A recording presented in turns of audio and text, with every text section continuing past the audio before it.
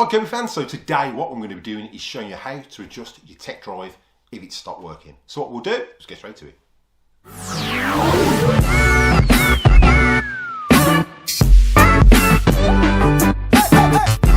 Hi Kirby fans, welcome back to the channel. Again, those are new to the channel, if you find you're getting value out of this content, then contemplate showing support by slapping that subscribe button. It's absolutely free. Ding that bell for notifications so you don't miss any upcoming episodes. Give us a big thumbs up. And comment down below. I will reply to the comment, and if you like what you comment, I'll pin it to the video. Right, so as I said at the beginning of the video, we're going to be looking at the tech drive. Literally before we get towards that, just remind everybody, we've got the new announcement of what that next Kirby giveaway is going to be at 2,000 subscribers. So there's not going to be one, there's going to be 2 Kirbys given away at 4,000 subscribers. That competition kicks off at 2,000. So if you're not already and you want to enter that competition, you must be subscribed. So make sure you slap that subscribe button, turn it to grey instead of red, and then when that competition airs, you can actually comment on that video. Right, so as I said at the beginning of the video, what we're going to be doing is looking at a tech drive. Now, what I've had is an Avalir, and there's a lot of problems coming in with people emailing me. So I thought I'd address this issue anyway. I've got an Avalir, and it's actually came in for repair, and it's literally an Avalir 100, and it's not going in reverse. Now, this is quite a common problem, and over time this will happen, or your Kirby will permanently stuck in reverse when I go forward. I'll literally show you what the issues can be, and then I'll show you how to repair this issue with this Kirby that I've got at the moment.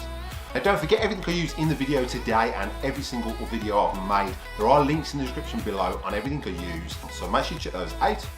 So what we'll do is we'll get straight to it. Right, so as you can see, I've got an Avalir 100, and the issue I've got with this one is it's not going in reverse. The clutch isn't engaging. Now, it's quite a simple problem that can be fixed, and there's a couple of issues that may be inside, may not be happening, maybe. I don't know if it's been took apart before, but we'll zoom in, have a look, and see what the issues could be, and then correct what the actual issue is. So what we'll do is we'll run straight into it. Right, so I've got this Kirby plugged in. Just keep your hands well away when you do this. Now this, what I'm doing, obviously the belt's not wound on, so it's not going to rag up my carpet, so make sure your belt's wound off for starters. This is just on straight suction. Alright, so I'm just going to lift that up and just rest my hand under there. Now make sure you put it in drive, and what you'll notice is when this handle's pushed forward, I'll put some masking tape on there so you can actually see the wheel will actually turn.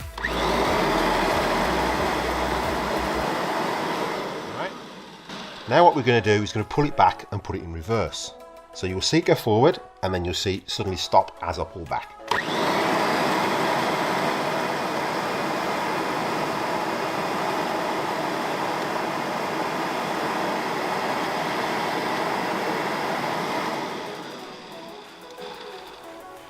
Okay, so you can see that that's not actually engaged in reverse. Right, so to fix this issue, there's 2 or maybe 3 things it may be, which I'll explain as I open it, but you haven't got to totally strip your Kirby down. All you've got to literally do is take your bag off, take the top off, and then just take the power switch out. Bear in mind, there is electric in there, and if you're not confident in doing this, then obviously don't attempt it. I don't want anyone getting electrocuted, but at the end of the day, this is the only way you can really fix it and adjust it. I mean, you can adjust it and then put the top back on and check it works. I'm going to check it with the top off, but that's entirely my risk for me. So make sure, again, if you're not confident, don't do it. If you are and you're confident with the machines, then it's a really easy fix, and it's so simple. Like I said, if you're not that confident, you can have a go at it, but put the lid back on when you're testing it. That's all I suggest. So what we'll do is jump back in, and I'll quickly show you how we strip it down to that section and how I'm going to address this problem. So we'll jump back into it. Right, so first I'm just going to disconnect our handle. So just wind this cord off here. So pull all that off, pull that out, and then just pull your lead down, and you pull it out the back, out the way. Okay, next up we've got our bag, so you're just going to press that seatbelt clip and unclip that. Right, so down at the bottom you're just going to release your handle, so you just push that in and pull that out. Next up, I'm going to remove the bag. I'm going to be using dirt meter. I just find it a lot easier. You can test it with the bag on. I just find it easier with the dirt meter. So I'm just going to release my bag. And then we're going to jump into the next bit. Right, so to release the top, you've got 2 screws at the front here. Now these are countersunk, so you shouldn't get them mixed up. Again, if you're going to do it with a hand screwdriver, or you're going to use an electric one, make sure that it is slotted in properly before you try and undo those. And put those to one side, like so. Next up, we're going to release the scuff plate. So it's actually one screw here, slot that in, take that out, and then what you need is either a very thin screwdriver or a small slotted. Just push that in there, like so, push, there we go, and out that pops. Okay, so it's just literally this clip here. What you're doing is you're pushing that through there and you're pushing it against there just to release that which is clipped into there. Okay. Next up, you're just going to release these two bolts. You can leave this connected. I'm going to take it off just to make life a bit easier so I haven't got this in the way. So we're going to undo these just so that lead and that top isn't in the way. Okay, you don't have to unplug it from here. Okay, and then put those to one side. Again, that's a smaller one. That is literally a T10. So that's just a T10 for those screws. Now we're going to undo these.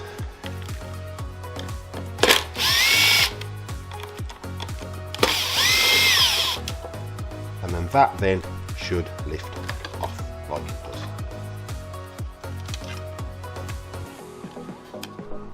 Right, so make sure it's unplugged from the wall at the moment. So what I want to do first of all is check that these are central. So these bolts here should be central to this, and that should activate front and back. Now when that's going back, it's not activating the clutch. Okay, so make sure these bearings align as well. If everything's okay there and that's actually moving freely, the next process to check is that this is actually hooked on properly. Right, now with the earlier Kirby models, there wasn't an issue. What you had here was like a little button that just slotted in there on this. What they've done is Kirby kept this tech drive system, but they've changed it and you've got a little cutout. So you've got to make sure that this notch is actually on this part. What tends to happen is some people try and stick it on the back, it gets stuck, and then it's fully pushed forward and it won't push back because it's too on the actual rung notch. So make sure if it's not on that notch, then take this off with these two screws, undo it, and then slot it on this front one. If that's in the correct position, then the next place to investigate is the clutch assembly, and we're just going to have a look at the clutch bias on this machine. Now this is your on off button, and what it actually does is a bar here, and that actually, when you push that in, it pushes that bar forward and activates the switch to turn it on, and then when you press it again, it pushes it forward and comes back to turn it off.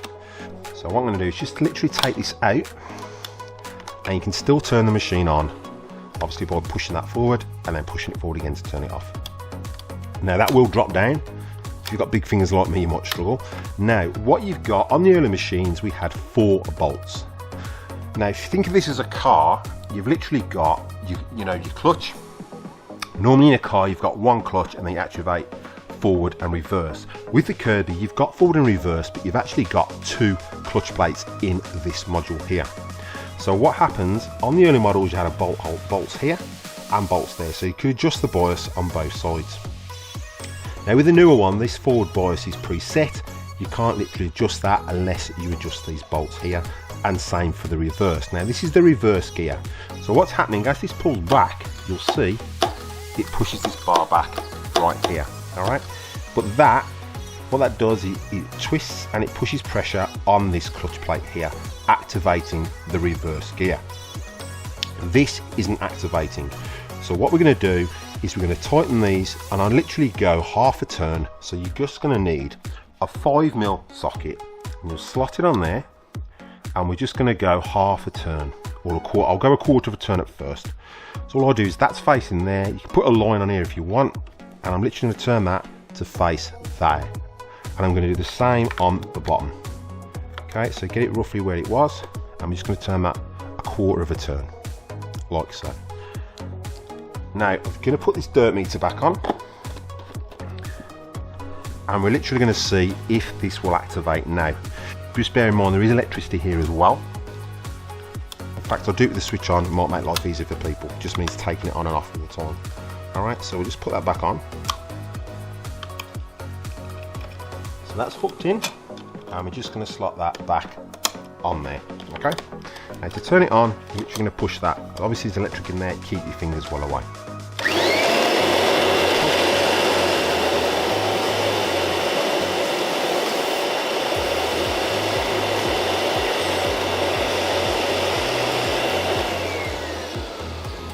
And there you have it. And that was literally a quarter of a turn.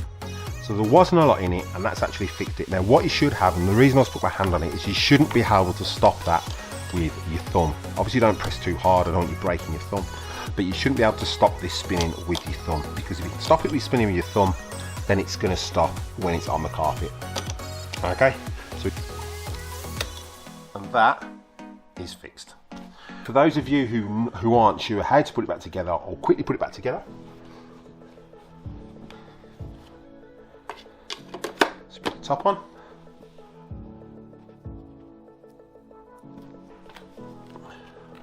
Got our 2 bolts. Just going to put those in there. Go slowly first, so you know they're not going to round off. And make sure it's located. 2. Spin that round. Right, so put the countersunk ones in there. So that one there, and that one there. So you just push down on there till that locates. Now again, put your screwdriver in, turn it slowly to make sure it's locating, which it is. So you know it's not rounding it off. Same this one. 2, pop that down. You've got your bit that holds your lead.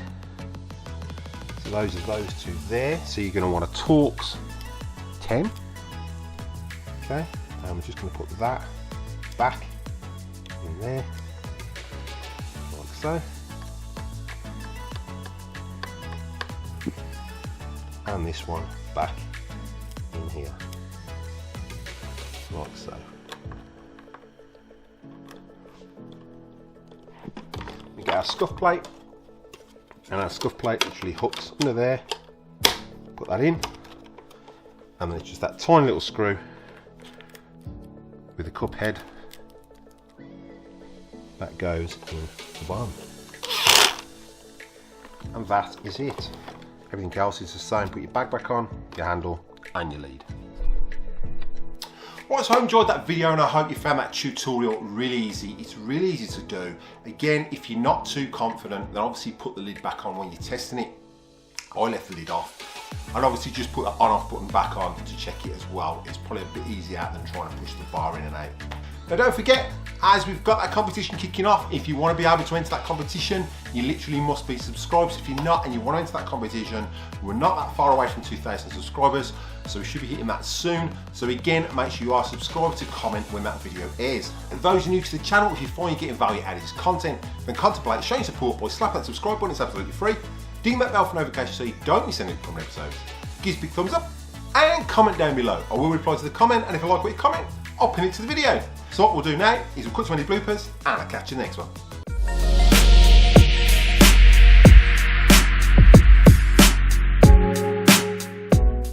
So what we'll do is zoom back